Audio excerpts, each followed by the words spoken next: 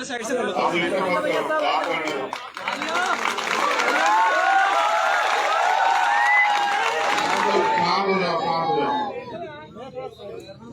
मैंने वो इसलिए बंद करा कि आप मेरी बात पे गौर कर सको, क्योंकि जब तक आप मुझे सुनोगे नहीं, मेरी बात को समझोगे नहीं, तब तक उस बात पे आप नहीं चल पाओगे। इसका उदाहरण ये है कि मुझसे पहले भी बहुत सारे लोगों ने आपको महापुरुषों के रूप में वो आए, उन्होंने रास्ते दिखाए, आप लोग उस पर नहीं चले, तब इस वजह से आपके हालात जुगे तो बने हुए। तो इसलिए मैं फिर से आपको वही बातें बताऊंगा जो हमारे महापुरुषों ने कही, जो आज नहीं है, उनकी किताबें, उनकी बातें, उनके विचारों के रूप में हमारे बीच में, उसी रास्ते पे चल के हम लोग कामयाब हो सकते। तो क्योंकि आप यहाँ लंबे समय से इंतजार कर रहे हैं, धूप में बैठे हैं, मुझे गाड़ी में बैठे गर्मी लग रही थी, एसी चल रहा था, लेकिन आप यहाँ धूप में डटे हुए हैं, तो मैं आपका दोबारा से पुनः दोनों हाथ जोड़ के आपको जय भीम करता हूँ, आपका धन्यवाद करता हूँ। और मैं देख रहा हूँ, मैंने इनसे पूछा कि देखो इतनी माताएं बहनें क्यों खड़ी है, उनके लिए कुर्सी की व्यवस्था क्यों नहीं हुई? तो उन्होंने कहा कि इतना उम्मीद नहीं थी कि इतनी माताएं बहनें आ जाएंगी, इस वजह से वो हम लोग व्यवस्था नहीं कर पाए।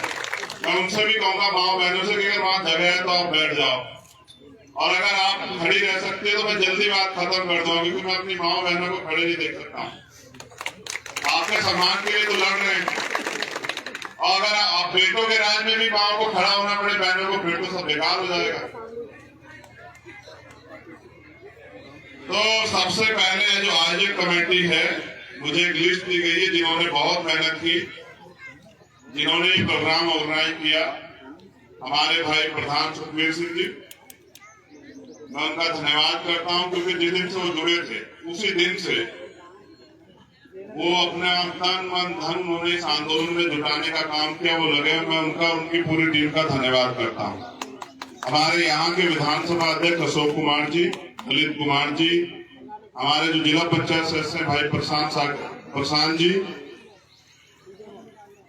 जिला प्रभारी रजत कुमार जी, ताहिर जी, जिला उपाध्यक्ष धर्मराज हल्दिया जी, प्रवेश कुमार जी, गजपाल सिंह जी, ओमवीर बोध जी, विजेंद्र सिंह जी, परविंदर सिंह जी, वीरेंद्र सिंह जी, विकास कुमार जी, सुमित कुमार जी, हमारे जो ग्राम प्रधान साथी हैं मोहम्मद अनवर भाई, प्रदीप प्रधान जी, मोहम्मद दिलशाद भाई, सलेख चंद्र जी जो रिटायर्ड सब इंस्पेक्टर हैं, जोगेंद्र कश्यप जी, सुंदर प्रजापति, और एक जो टीम जिन्होंने रिक्शा के माध्यम से पैदल जा जाके काम करके प्रचार किया, हमारे छोटे भाई हिमांशु जी, ऋषिपाल जी, सूरज सिंह जी, अनिल जी, गफोर जी, हरीश जी, राम किशन जी, राकेश जी, कोमल जी और राजवीर जी, सुरेंद्र जी, मांगेराम जी, इन सबका बहुत बहुत धन्यवाद।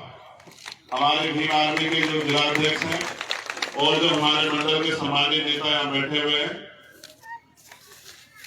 रोहित सागर जी, विवेक सैन जी, मेरे साथ चल के आए भाई बिलाल सारंगपुरे शायर हैं, हमारे उत्तराखंड के प्रदेश अध्यक्ष भाई महक सिंह जी, भाई फिरोज जी, हमारे जो अन्य जिला पंचायत के मेंबर साथी यहाँ हैं, मैं उनका भी बहुत बहुत धन्यवाद करता हूँ। और अपनी बात को शुरू करने से पहले अपने भारत में जो समय समय पे संत गुरु महापुरुष जन्मे, मैं उनको सबको नमन करता हूँ, क्योंकि अगर वो ना होते तो शायद आज ये गरीब का बेटा, प्राइमरी स्कूल के हेडमास्टर का बेटा इस मंच पे नहीं बोल रहा। उन्होंने अपना पूरा जीवन वंचित और शोषितों को अपने पैरों पे खड़ा करने के लिए लगाया। इसके लिए उन्होंने अपने 4 बच्चे कुर्बान किए, आपके मेरे जैसे। जब आदमी पिता बनता है तब उसको एहसास होता है कि बच्चा उसके लिए क्या होता है, उसकी संतान उसके लिए क्या होता है। जब आदमी अपने पिता को खोता है तब बेटे को एहसास होता है उसने क्या खोया। जब वो माँ को खोता है तब उसको एहसास होता है कि उसने क्या खोया। हमारे ऐसे रहबर, ऐसे महापुरुष जिन्होंने अपने 4 बच्चों को कुर्बान किया, जिन्होंने अपने पूरी जिंदगी को निछावर किया, अपना खून का एक कतरा निछावर किया हमारे लिए कि हम स्वाभिमान सम्मान का जीवन जी पाए। राष्ट्रपिता ज्योतिबा फूले, छत्रपति साहू जी महाराज, चौधरी महाराज सिंह भारती, महामना रामसु वर्मा, बाबू जगदेव प्रसाद कुशवाहा, जननायक कर्पूरी ठाकुर, परम पूज्य डॉक्टर बाबा साहब अम्बेडकर, मान्यवर दीना भाना वाल्मीकि साहब, मान्यवर काशीराम साहब, ऐसे महापुरुष जिन्होंने अपना सब कुछ सुख चैन त्याग दिया।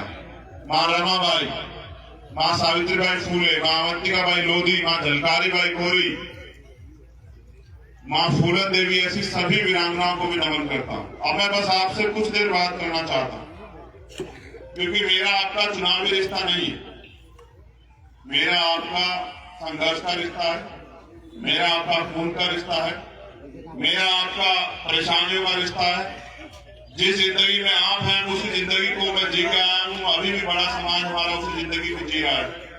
तो मेरा आपका दिल का रिश्ता है, और इस दिल के रिश्ते को हम लोग तब तक मजबूत रखेंगे जब तक हमारे अंदर आखिरी सांस, क्योंकि ये लड़ाई अन्याय अत्याचार को खत्म करके शोषित वंचित वर्ग को अपने पैरों पे खड़े करने की लड़ाई है। और मैं अकेला इस लड़ाई को नहीं लड़ रहा हूँ, मेरे साथ पूरे देश के अंदर भीम आर्मी आजाद समाज पार्टी का एक एक समर्पित कार्यकर्ता, जो अपने परिवार से दूर होकर सुख चैन त्याग करके रूखी सूखी रोटी खाके साधन के रूप में मोटरसाइकिल, बस, ट्रेन से पूरे देश में आंदोलन चला रहा है, वो सब साथी मेरे जितने जिम्मेदार हैं और मेरी जितनी ही जिम्मेदारी से समाज की लड़ाई को लड़ने का काम कर। सम्मानित साथियों, बड़े पैमाने पे यहाँ बहुजन समाज के लोग हैं। मुझे आपसे ये कहना है कि आपको भारत में एक भी अधिकार मांगने से नहीं मिला, ना ही किसी ने दया करके दिया। जो भी अधिकार आपके पास है उसके लिए आपके बड़ों को, पूर्वजों को, महापुरुषों को बहुत सारी कीमत चुकानी पड़ी है, क्योंकि अधिकार मांगने से नहीं मिलते, अधिकारों को छीनना पड़ता है। और बाबा साहब अम्बेडकर कहते गए कि जो अधिकार छीन लिए हैं उनको तो छीन कर ही वापस लेना पड़ेगा। आज की जो सरकारें बैठी हैं वो सरकारें आजादी से पहले माहौल में हमें ले जाना चाहती, उस माहौल में जब हमारे पास कोई अधिकार नहीं था।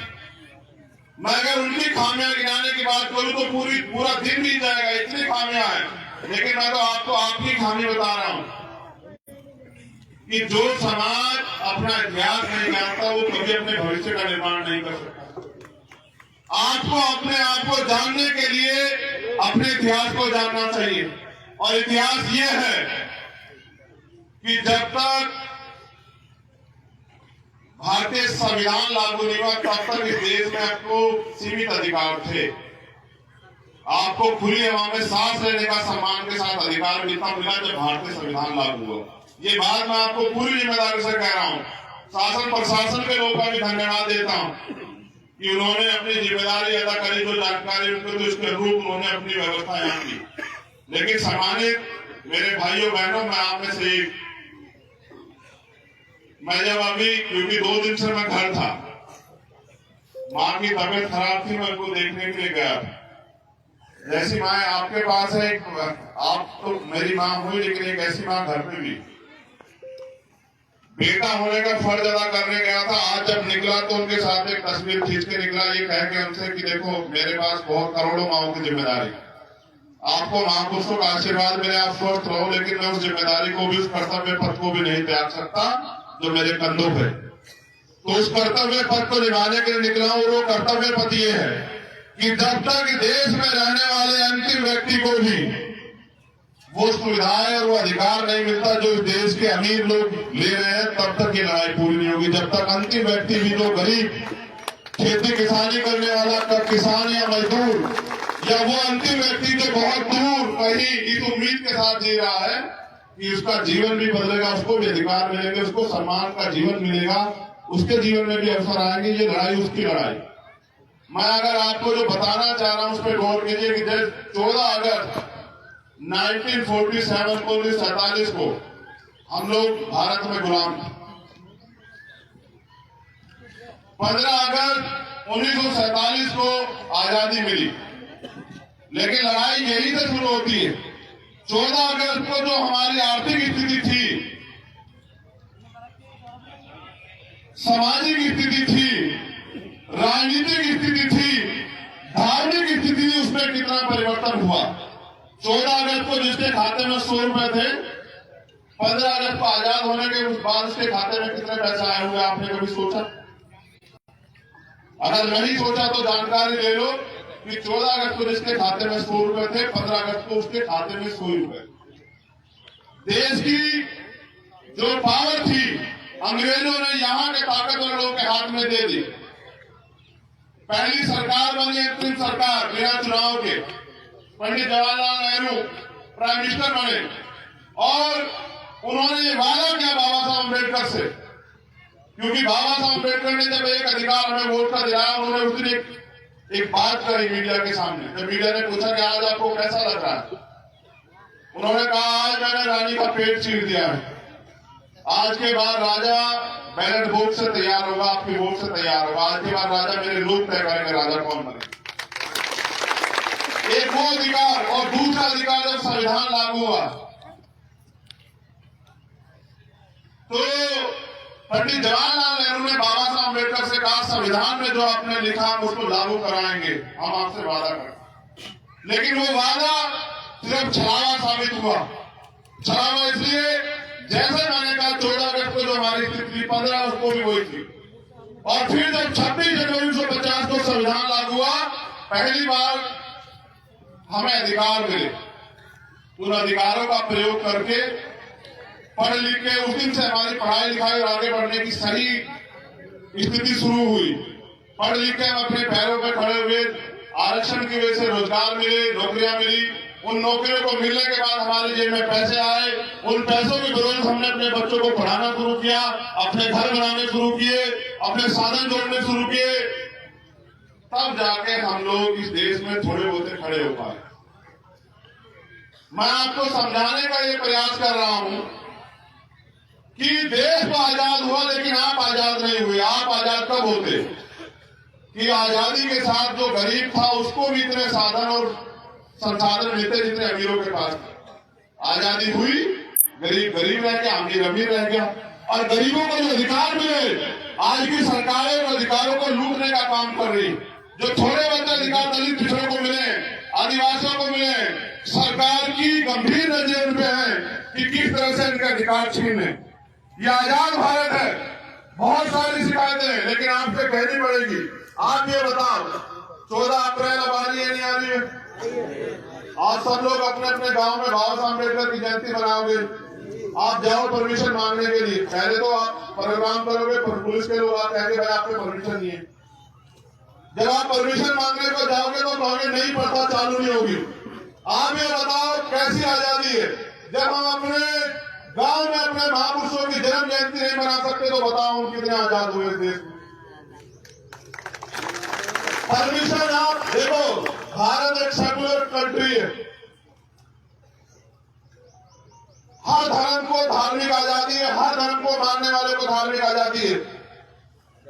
जब अन्य धर्म के लोग अपने धार्मिक उत्सव को कर सकते हैं तो कुछ लोगों में पाबंदी क्यों? अभी हिंदू धर्म को मानने वाले लोगों ने हनुमान जयंती का त्योहार मनाया, आपने किसने विरोध किया? किसी ने परमिशन मांगी? कहीं देखा आपने? अब 14 अप्रैल आएगी, आपकी आस्था बाबा साहब अम्बेडकर ने, बाबा साहब अम्बेडकर में, अब आप कहोगे तो कहेंगे परमिशन। आप ये बताओ, अपने ही देश में, अपने प्रदेश में, अपने गांव में, अपने लोगों के बीच अगर हमें अपने महापुरुषों की जयंती मनानी तो हमें परमिशन की जरूरत है, दूसरे लोगों के लिए तो कैसी समानता है? आप बताओ मुझे। अभी देखो, हमारी लड़ाई किसी के धर्म से नहीं है, क्योंकि हम अपने गुरुओं, संतों, महापुरुषों में आस्था रखते हैं, और हमारे महापुरुषों ने कभी नहीं सिखाया कि किसी दूसरे धर्म का अपमान करो। ना हमारे लोग करते, सब अपने धर्म का आयोजन करें। यहाँ सिख धर्म को मानने वाले लोग भी रहते हैं, इस्लाम को मानने वाले लोग भी रहते हैं, बौद्ध धर्म को मानने वाले लोग भी रहते हैं, यहाँ क्रिश्चियनिटी को मानने वाले लोग भी रहते हैं। तो सबके लिए नियम कानून एक बराबर होने चाहिए ना। एक को आप पूरी छूट दोगे और दूसरे को उसमें सरकारी खर्चा दोगे, पुलिस के अधिकारियों को ड्यूटी लगाओगे कि जाओ उनके पैर दबाओ, और दूसरे को आप अपने महापुरुषों को खुद करने से रोक दोगे। इसलिए मैं सरकार से कहता हूं कि भाई ये दोहरा चरित्र नहीं चलेगा। अभी यहाँ तरावियां पड़ी किसने अपने घर में? मैं बिल्कुल जनरल बात बता रहा हूं उसको, ये बात मेरी यहाँ की स्थिति देख के समझ में आई। अभी यहाँ तरावियां पड़ी गई साथ बरेली में, बरेली का ना मुरादाबाद, उन्होंने तरावियां पढ़ी। तो उनको नोटिस दे दिए। किसी पढ़े लिखे लोगों बैठो पुलिस के साथियों, तब फिर सवाल जवाब करके बताओ कि आपने जो नौकरी ली वो संविधान की वजह से मिली या सरकार की वजह से मिली। तो ये बताओ, कोई अपने घर में अगर अपना धार्मिक आयोजन करेगा तो आप कौन होते नोटिस देने वाले? भाई घर में हम लोग जो लोग हिंदू धर्म में आप सबसे जागरण नहीं कराते क्या? धार्मिक कथाएं नहीं कराते क्या? कराते नहीं कराते? और भी तमाम तरह की चीजें कराते, सत्संग भी कराते, तो भाई फिर मुसलमान ही को टारगेट क्यों करोगे आप? क्योंकि सरकार का राजनीतिक एजेंडा सेट होता है कि जितना मुसलमान का शोषण करोगे उतना जनता में कह पाओगे देखो हमने मुसलमान को ठीक कर दिया। मैं पूछना चाहता हूं, कितना ठीक करना चाहते हो? वो तो पहले से ठीक है बेचारा। इतना ठीक है कि मेहनत मजदूरी करके थोड़ा बहुत पेट पाल रहा है, उसको आप सड़क पे लाना चाहते हैं? थोड़ा बहुत खड़ा होता है, सरकारों में बैठे लोग या अपना राजनीतिक एजेंडा सेट करने वाले लोग दंगा उंगा करा के सब खराब कर देते हैं। मैं ये बात आपको इसलिए कह रहा हूं कि आज नहीं तो कल आपकी समझ में आएगा कि ये दंगा कराने वाले लोग अपने फायदे के लिए कराते हैं, आपको इससे दूर रहना पड़ेगा।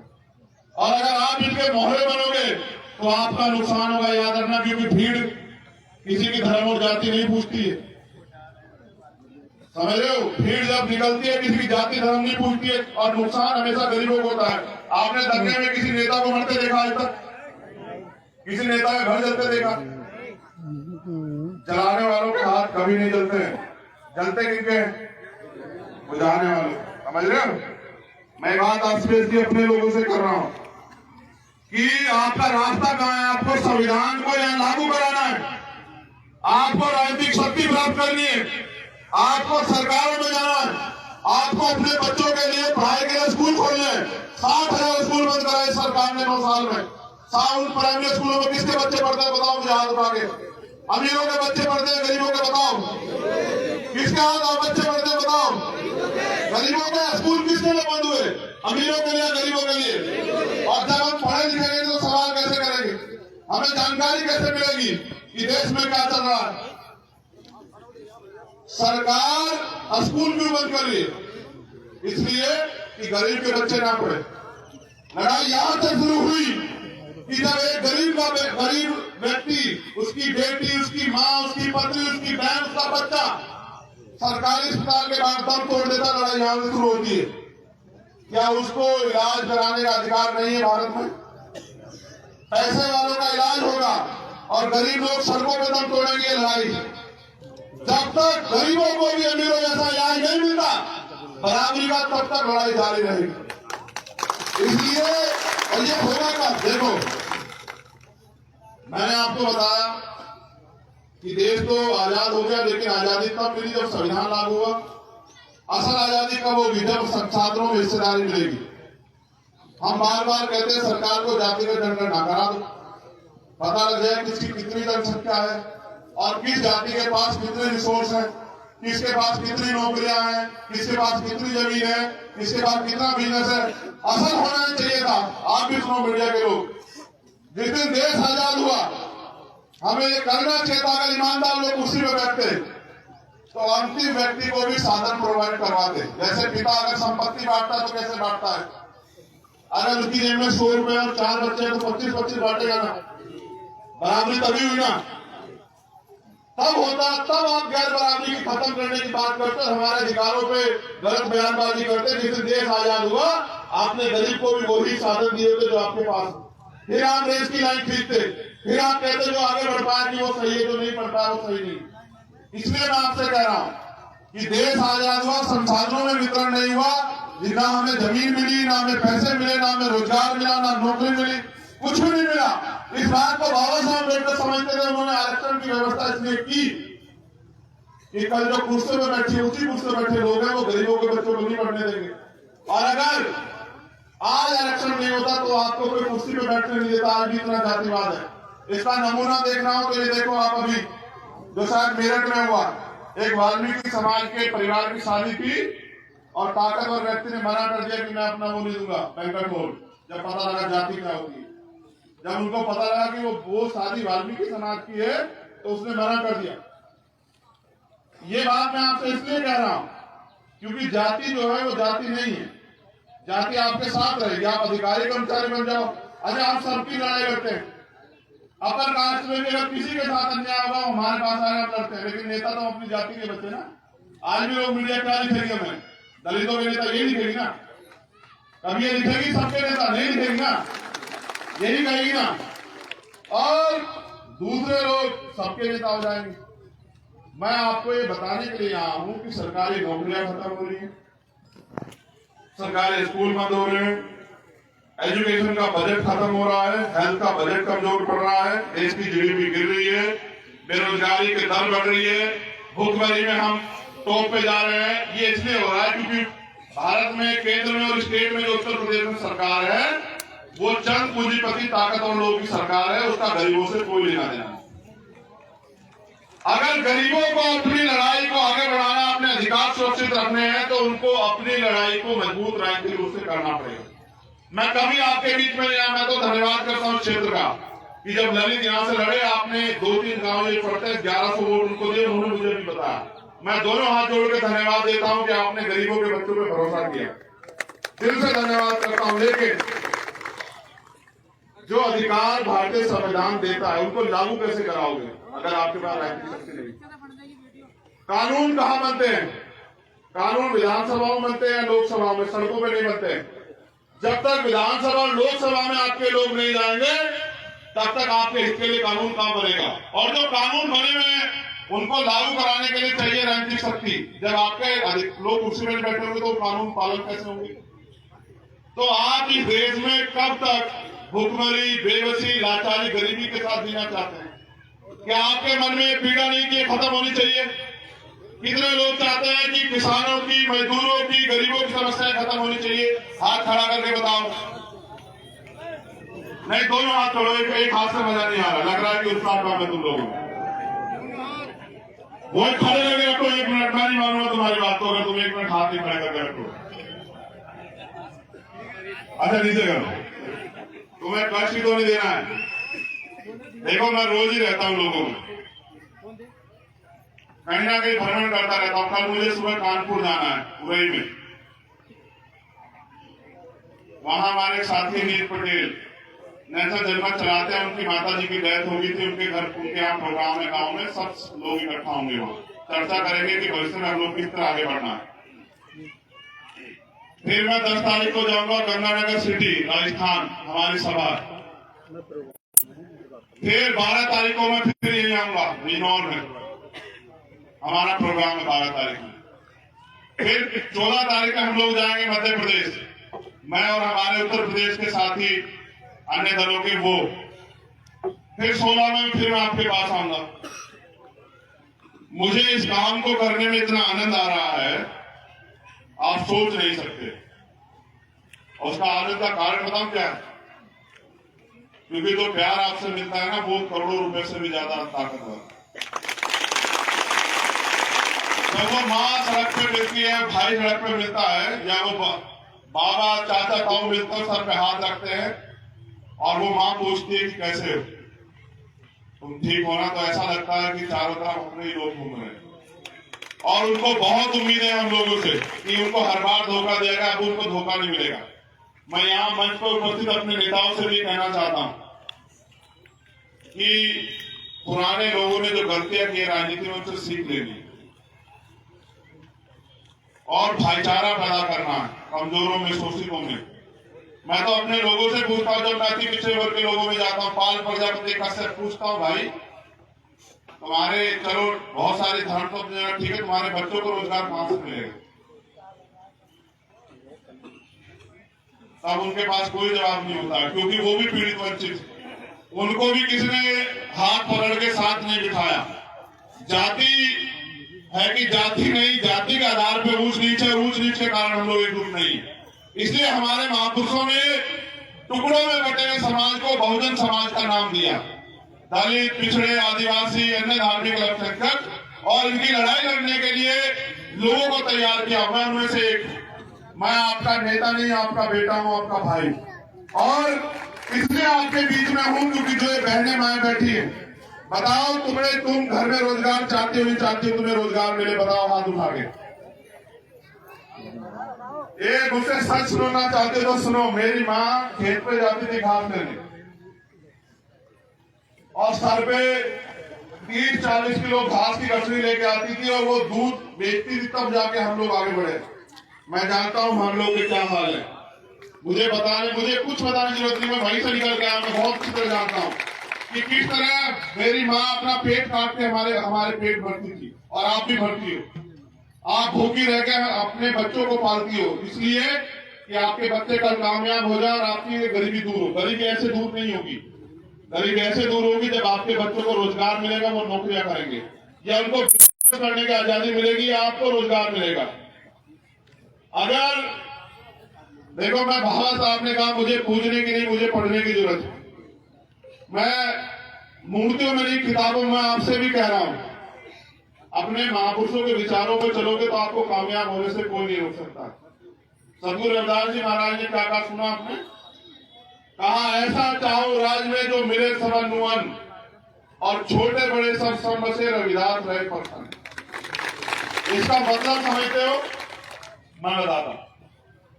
आज से 650 साल पहले उन्होंने कल्पना की कि राज व्यवस्था कैसी होनी चाहिए। उन्होंने इस पे अपना लेख लिखा कि राज व्यवस्था ऐसी होनी चाहिए जिसमें कोई गम ना, जिसमें किसी कोई दुख ना हो, है ना, किसी को खाने के लिए अन्न की दिक्कत ना हो, किसी को तन ढकने के लिए कपड़े की दिक्कत ना हो, किसी के सर पे छत ना हो, ऐसी समस्या किसी के सामने ना हो, कोई चोरी ना हो, किसी की हत्या ना हो, कोई लूटपाट ना हो। पूरी दुनिया में कोई नहीं लिख पाया। आप ऐसे संतों गुरुओं की औलादे हो, उनके वंशज हो। ऐसा लिखने वाले जिन्होंने नाम दिया उस राज का बेगमपुरा राज, बेगम, जिसमें कोई गम ना हो, ऐसा राज लाने की बात उन्होंने की। ऐसे राज की व्यवस्था उन्होंने की। बाबा साहब अम्बेडकर ने संविधान में उसी राज की कल्पना संविधान के अनुसार की। लेकिन मक्काल सत्ता में बैठे हुए लोगों ने गरीबों का खून चूसने का काम किया, उन गरीबों के अधिकारों को लूटने का काम किया, राजनीति के जरिए अपनी जेब भरने का काम किया, अपनी संपत्ति बनाने का काम किया, गरीबों के पेट की रोटी की चिंता नहीं की। इसलिए आज भी गैर बराबरी है, और ये गैर बराबरी तब तक रहेगी जब तक आप अपने पैरों पर नहीं खड़े होंगे, या फिर आप अपने बीच के लोगों को इतनी ताकत देकर नहीं भेजोगे कि वो आपकी समस्याओं को खत्म कर सके, उनका हल निकाल सके। आप भूख से मरते हो, आप समस्या का सामना करते हो, मेहनत मजदूरी करने के लिए चौक पे जाकर सुनो, मेरे लोगों में बताता हूं तुम्हें सच क्या है। दुनिया में पशु पक्षी बिकते हैं, यहाँ इंसान बिकते हैं। हर शहर के कस्बे के चौराहे पे जाओ, मेरे लोग जाते हैं सुबह मेहनत मजदूरी करने के लिए, अपने आप को बेचने के लिए। कोई आएगा खरीदार, 400-450 रुपए में खरीद के लेके जाएगा। आधों को रोजगार मिल जाते, आधे बेकार आते हैं घर, वो बिक भी नहीं पाते, और फिर वो पूरे दिन तसला उठाते, मेहनत मजदूरी करते हैं, पसीना यहाँ से लेके पैरों तक छूता है, तब जाकर उनके बच्चों को रोटी मिलती है। मिला है देश में। बाबा साहब ने भी कहा कि ये वोट तुम्हारी जिंदगी बदल देगी। माननीय काशीराम साहब ने भी कहा कि वोट की रक्षा हमें बहन बेटे की रक्षा तरह करनी है। मेरे लोगों, आपने वोट की ताकत नहीं समझी। जिस दिन आप अपनी वोट की ताकत समझोगे, बड़े से बड़ा तानाशाह सोचो। जब चुनाव आता है, बड़े से बड़ा ताकत में आपके पेट सुना आता नहीं आता, बताओ मुझे। आपसे भी कहता, तुम मेरी बहन हो, चाची हो, ताई हो, भाभी हो, मुझे वोट दे देना। जो तुम्हारी बस्ती में नहीं आना चाहता, जो तुम्हारी गली से नहीं निकलना चाहता, जिसको तुम्हारे बराबर में बैठने से भी नफरत है, जो तुम्हारा छुआ पानी भी नहीं पीना चाहता, वो भी कहता मुझे वोट दे देना। ये बाबा साहब की वोट की ताकत है, याद रखो मेरी बात। अगर इस वोट का आपने गलत प्रयोग किया तो आपकी आने वाली नस्लें यहाँ मोहताज हो जाएंगी, गुलाम। और अगर इस वोट का सही आपने इस्तेमाल किया तो आप इस देश में वो राज ला पाओगे जो मैंने कहा। हमारी लड़ाई किसी जाति धर्म से नहीं, हमारी लड़ाई उन लोगों से है जो गैर बराबरी की व्यवस्था को स्वीकार करते हैं और नफरत फैलाने का काम करते हैं। ये मुल्क सबका है। अगर किसी के साथ भी अन्याय हो रहा तो हमारा जमीन गवाही नहीं देता कि हम चुप रहें। अभी मैं फिर कह रहा हूं, अभी एक बच्ची कार्तिक, वो पूजा भी वहां राजस्थान में, मेरे पास फोन आया परसों कि भैया आ जाओ। ईमानदारी से मेरा दिल था कि मैं वहां चला जाऊं, मगर मैंने सोचा कि आप लोगों को बुरा लगेगा जब प्रोग्राम रखा हुआ। उसको 10 टुकड़ों में उसकी हत्या कर दी। हमारी टीम वहां मौके पर चली गई, आंदोलन किया, तब जाके उसको न्याय मिलने की उम्मीद जग रही। उसके परिवार ने मुझे कहा कि भाई आप आ जाओ। मैंने राजस्थान के लोगों से भी कहा भादरा की सभा में कि अगर आप गलत चयन करोगे, गलती कर बैठोगे, तो जो 5 साल अन्याय होगा उसके जिम्मेदार आप खुद होंगे, मुझसे मत कहना। अगर आपने गलत चयन कर लिया पैसे के चक्कर में, किसी उपहार के चक्कर में, शराब के चक्कर में, तो आपके बच्चों के जो कत्ल अन्याय होंगे उसके जिम्मेदार आप खुद होंगे। आपके जो अधिकार छीने उसके जिम्मेदार आप खुद होंगे। ये मेरी मां बहने बैठी है, मुझे एक बात का जवाब दो, पैसे वालों के चक्कर में अपने इस गरीब बेटे को भूल तो नहीं जाओगे तुम? बताओ। नहीं, दोनों हाथ उठा के बताओ, एक हाथ से नहीं मारूंगा मैं बिल्कुल भी। मैं बड़ा सतर्क हो गया हूं पिछली बार के बाद। देखो, अगर अमीरों को गरीबों की चिंता होती तो कोई गरीब रहता क्या? बताओ। अमीरों के कुत्ते भी घी खाते हैं, उनके कुत्ते भी गाड़ी में घूमते हैं एसी में। देखो, वो बटर लगी हुई थी, वो ब्रेड खाते हैं, आप सूखी रोटी खाते हो। इस देश में कुत्ते बिल्लियों की इज्जत है, इंसानों की नहीं। सड़क पे अगर कोई इंसान मर जाएगा तो आदमी वीडियो बना लेगा, उसको उठा के अस्पताल में भेजेगा। कोई अगर पशु को नुकसान हो जाएगा तो दिखावा करने के लिए, क्योंकि ढोंगी हम लोग, तो उस पशु के पास खड़े होकर वीडियो, उसके पैर वो दवा ववा करते हुए दिखाएगा कि देखो मैं कितना पशु प्रेमी हूं। लेकिन जो जीव, इंसान अपनी मौत के लिए और जिंदगी के बीच लड़ रहा है, उसको नहीं उठाएगा। हम यहाँ ढोंगी लोगों में रहते हैं। मैं आपसे भी कह रहा हूं, पहले माओ से पूछ लू, नहीं पूछ लू? एक बार पूछ लू, बताओ, साथ दोगी नहीं दोगी? बताओ, दोनों हाथ उठा के बताओ। ऐसा तो नहीं वो पैसे और शराब वराब लेके आ जाओगे, कहोगे कि अपने बेटे को भूल जाते हैं, ऐसा तो नहीं? बताओ। और वो राशन भी बांट रहे हैं। अब देखा आपने क्यों बांट रहे राशन? आपको पता है? देखो, राशन देते हैं 1 महीने में 4 किलो, यही दे रहे हैं ना? 4 किलो राशन कितने का आता है? 100 रुपए का, 200 का आता होगा। और वोट कितनी कीमती है? करोड़ों रुपए से महंगी। और कैसे मिली? आपके महापुरुषों ने अपने 4-4 बच्चे कुर्बान किए अपने सुख से, तब मिली ना। तो इस वोट को अगर दुश्मन को दे दे तो क्या होगा? जो अन्याय होगा उसके जिम्मेदार हम खुद हो जाएंगे। ठीक है? उससे बड़ी बात बताता हूं, मैं बताता रहता हूं सब चीजें। मेरा काम ही है नेतृत्वकर्ता के जरिए कि आपको जानकारी दूं। आप माचिस खरीदते हो घर में? माचिस, टूथपेस्ट, साबुन, इन सब पे टैक्स जाता है। अब जीएसटी 28% है। अगर कोई सामान 10 रुपए का है तो 2 रुपए 80 पैसे टैक्स लेती है सरकार। एक आदमी अपने 1 महीने खर्चे में 1000 रुपए ज्यादा का टैक्स सरकार को देता है। सरकार उस 1000 रुपए में से 200 रुपए का राशन हमें देती है, 800 अपनी जेब में रख लेती है, और सरकार एहसान करती है कि हम आपको राशन दे रहे। मैं आपको बताता हूं कि बाबा साहब अम्बेडकर का संविधान अंतिम व्यक्ति को भी रोटी, कपड़ा, मकान की गारंटी देता है। अगर आपको नहीं पता तो पढ़ के देखो कि हर प्रदेश में रहने वाले अंतिम व्यक्ति को भी रोटी, कपड़ा, मकान सरकार देगी, जिम्मेदारी। क्योंकि सरकार जो बजट हो, सरकार के पास जो पैसा होता है ना, वो मेहनत मजदूरी करके नहीं लाते, अपने बिजनेस से नहीं लाते। वो जो हमारे टैक्स का पैसा होता है, house tax, sale tax, GST, तो सेल टैक्स तो बंद हो गया, जीएसटी, इनकम टैक्स, तमाम जो हमारे टैक्स हैं, और जो प्राकृतिक रिसोर्स है उससे जो पैसा इकट्ठा होता है उसको कोष बोलते हैं। उसी कोष को हम बजट के रूप में लेना और देना करते हैं, जनता से लेते हैं, जनता को देते हैं। सोचो, कोई बहन है पढ़ी लिखी है जो 12वीं पास हो, खड़ी हो जाए, एक बार खड़ी हो जल्दी। अगर मैं तुझसे 1200 रुपए लूं और तुझे 200 रुपए वापस कर दूं, तो तू मेरी एहसानमंद होगी या मैं तेरा एहसानमंद हूं? किसका किसके ऊपर उधार है? बता। मैं तुमसे 1200 रुपए लेता हूं और तुम्हें 200 रुपए देता हूं, 1000 रुपए रख देता हूं। मैंने तुमको दिया, तुमने मुझे दिया। बताओ बहन, तुमने मुझे दिया ना? हम सरकार को ऐसा कर रहे हैं, हम सरकार को पैसा देते हैं, सरकार हमें हमारे देने का भी आधा पैसा देती है और एहसान दिखाती है। तुम्हें इसलिए बता रहा हूं कि लोग कहते हैं राशन ले रहे हो।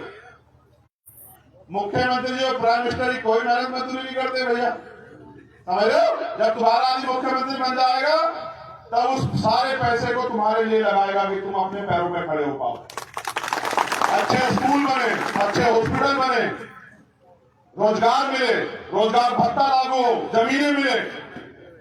ठीक है, इसलिए कह रहा हूं कि अपनी ताकत बना। मेरा क्या है, मेरे जैसे लोगों का काम है आपको समझाना। जब हम समझाने जाएंगे तो बहुत सारे लोग की नजरों में भी आएंगे, उनका काम होगा वो आपको गुमराह करेंगे। आपका काम है कि उनकी बात को सुनकर गुमराह नहीं होना। दुश्मन क्या करेगा, अच्छा बताओ? आपको मिसगाइड करेगा ना, गुमराह करने का काम करेगा। मैंने कोई बात अब तक ऐसी बताई जिसमें आपका नुकसान हो? बताना जरा मुझे। तो मैंने आपके नुकसान की बात तो नहीं बताई। अगर आपको रोजगार मिलेगा, कितने नौजवान हैं यहाँ जो बेरोजगार घूम रहे हैं? हाथ खड़े करो।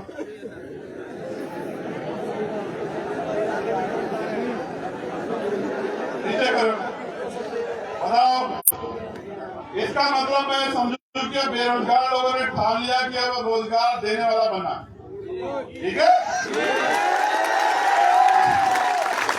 भारत के अंदर 51% युवा है भाई, बहने और भाई मिला के, और 51 जो देश की सरकार बनती है वो 37% वोटों बनती है।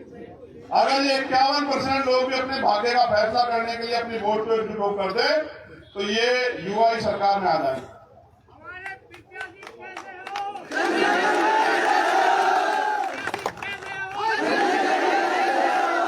एक बात और, ये बहुत जरूरी बात है, आप सबसे कह रहा हूं, आपसे भी कह रहा हूं, जी हाँ खड़े।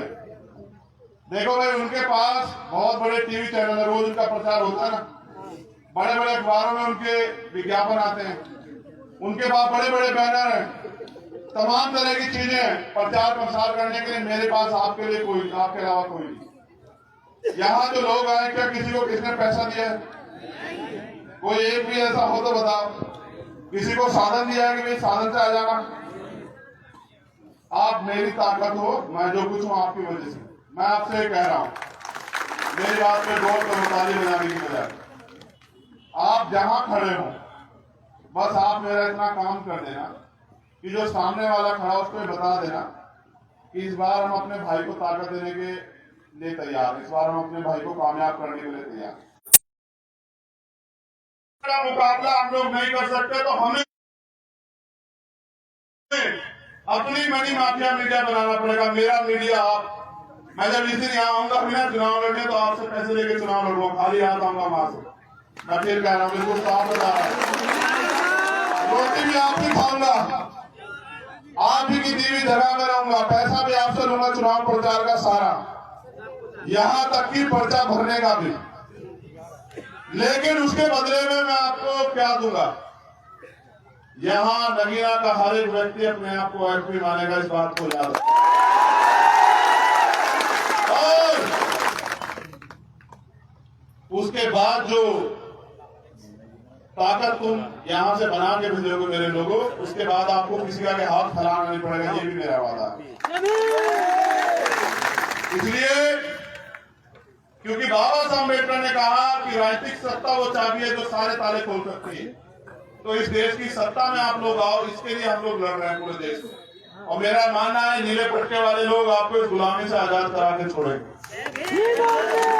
और ये जो अधिकारी कर्मचारी हमारे हैं, आपको भी मैं गारंटी देता हूं कि आपकी जो पुरानी पेंशन है जो सरकार ने बंद की है उसको बहाल करेंगे हम लोग, मेरी बात को याद रखें। ये जो इधर खड़े हैं दोनों तरफ, इनसे भी कह रहा हूं, जब आप बूढ़े हो जाओगे, नौकरी खत्म हो जाएगी, तो फिर आपका पैसा नहीं होगा तो आपको भी कोई नहीं पूछेगा, आपको भी पुरानी पेंशन हम लोग देंगे, ये बात याद रखना। जो गरीब है, जिन पे जमीन नहीं है, उनको जमीन देंगे, जो बेरोजगार है उनको रोजगार देंगे, और अपने लोगों को देंगे आत्मसम्मान और स्वाभिमान का जीवन, कि वो स्वाभिमान सम्मान से हर जगह घूमे और अपने जीवन को जिए। आप यहाँ आए, आपने मुझे सुना, इतना प्यार दिया, बहुत बहुत धन्यवाद। आप सभी के लिए मंगल कामनाएं कि आप सभी स्वस्थ रहें, दीर्घायु रहें और आपके जो भी आपके सपने पूरे। मैं फिर पुनः आयोजक कमेटी को धन्यवाद देता हूं और आपसे उम्मीद करता हूं आज से आप अपना काम करोगे नहीं करोगे बताओ? नहीं, दोनों हाथ में बताओ, प्रचार का काम करोगे नहीं करोगे? इसमें आपको शर्म तो नहीं आएगी? कभी सोचे भाई हम क्यों करें, हमारी बेइज्जती ना हो जाए? तुम कैसे करोगी माँ, मैंने बताना जरा, तुम कैसे करोगी, तुम कहाँ जाओगी? आपको ये करना है, जब भी कहीं से फोन आएगा उसको बताना है कि बेटे के इस बार मदद कराएंगे हम लोग, ठीक है? बहुत बहुत धन्यवाद। जय भीम, जय भारत। जय भीम, जय भीम। आवाज दो, आवाज दो। बहुत बहुत धन्यवाद, आपका पूर्ण धन्यवाद। जय भीम।